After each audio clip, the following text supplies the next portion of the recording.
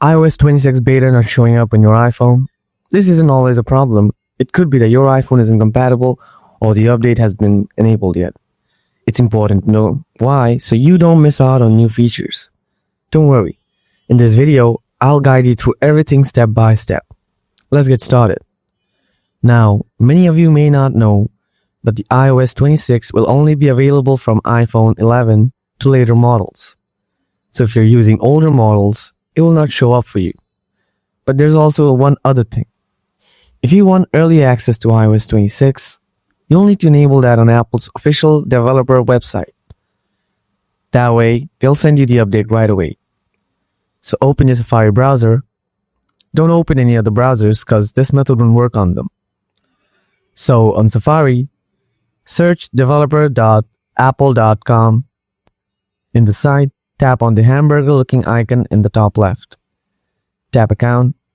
Now log into your Apple account from here with your Apple ID and password. Make sure to log in with the very same account you use in your iPhone. During the login process, you'll get a two-factor authentication code to log in. To enter the Apple developer options, you'll need to enable two-factor authentication beforehand, so make sure to do that because otherwise Apple will not allow you for the beta test. I'll just skip the login process, but you do you.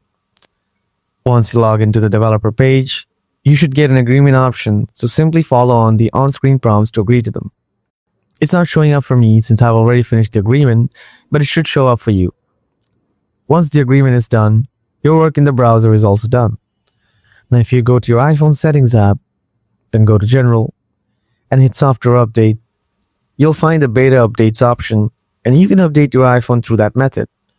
That's how you can fix the iOS 26 beta not showing up on your iPhone. I hope this video was helpful. If it was, please subscribe to the channel and hit the like button.